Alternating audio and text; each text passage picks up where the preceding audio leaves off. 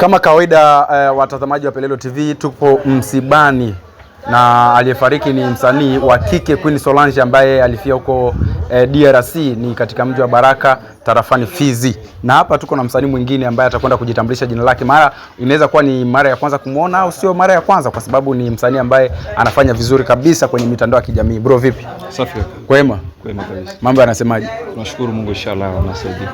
Pole kwanza bwana. Tushapoa. Jitambulishe, mashabiki na watazamaji wa Pelelo TV wakufahamu.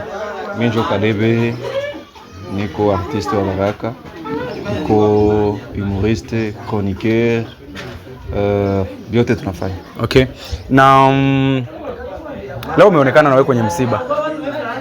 Na umepata msiba ulikuwa wapi na umesikiaje zaidi?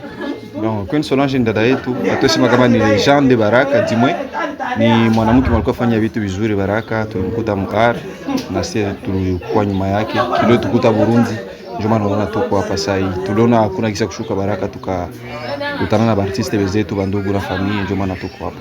Queen Solange ulianza kumfahamu wakati gani? Queen Solange ça fait déjà 5 ans na mfanyia mgemu ya muziki. Ni mtu mwenye nilikuwa nasikia, tukasogelea zaidi kidogo hapa made ya 3 mois, lakini tuko surpris kusikia kisa na kufa.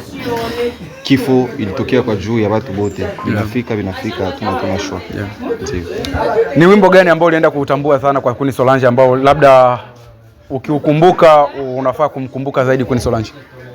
Kusema sasa wimbo gani nikishasikia Queen Solange na mkumbuka, nakuwa nasema bongo, kwa sababu game ya kunyumba tunazoea kusikia mwimbo za watu, lakini siwezi jifocalize sana mtitre ya mwimbo fulani. Okay. Nyimbo zake nipasikia sana.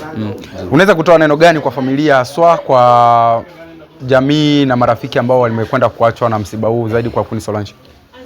Mngambo ya familia tunapatia pole, na ngambo osi ya Baraka Flavor na bafane bote tunapatia osi pole. Tunapoteza mwanamke mwenye alikuwa anajituma ngambo ya area, kwa sababu wakati artiste anakufa sio kusema kama anapotea ama anaenda. Artiste akufaki kwa juma every zake zingali zitaendelea na kusikilika mpaka kwa watoto wake, na watoto wake watasikia. Sisi wengine atupatia osi akili na bidii ya kutumika.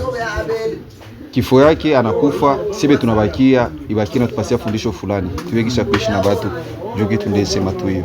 Labda kwa kumalizia, tambulisha kazi zako ambazo unakwenda kuzifanya. Hii ni chance ambayo labda huwezi ukaipata tena kwa mara nyingine. Bon, kuhusu kazi niko na prepare, tuko na kazi ya mingi. Tuko na prepare mwa film inaitwa House Party. Twende tujabone kwanza mu chaîne YouTube yangu Caleb Dangidi officiel. Ma platform zote utakuta Caleb Dangidi officiel.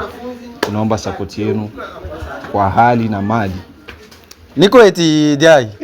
Je suis capable de parler tu. Kama utamfahamu itakuwa ni hivyo sana. Watazamaji, kama kawaida tunaendelea, wasanii ni wengi sana. Usikose kusubscribe, kushare, kulike, pia itakuwa ni vema zaidi na utakuwa na ua kinyama.